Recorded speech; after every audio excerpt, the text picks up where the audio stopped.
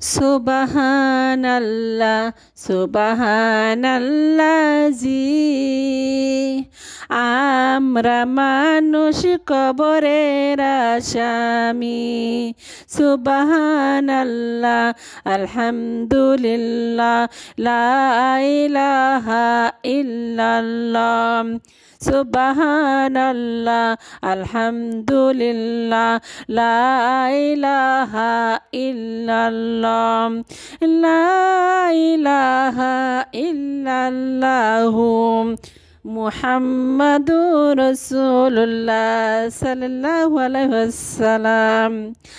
আল্লাহ যখন কোনো বান্দাকে মহব্বত করেন তখন জিব্রাইল ফেরেশতাকে ডেকে বলেন, আল্লাহ অমুককে মহব্বত করেন।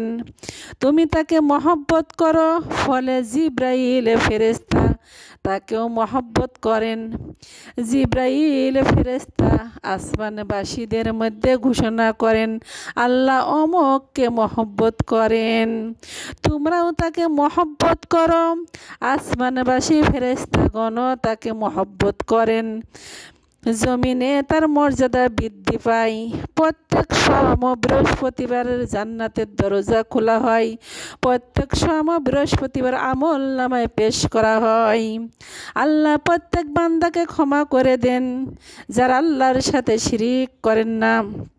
তবে ঝগড়াকারী দুই ব্যক্তি আল্লাহ ফেরেশতাদের বলেন, এদেরকে অবকাশ দাও যতক্ষণ তারা মীমাংসা না করবে। তারা মীমাংসা করে নেয়।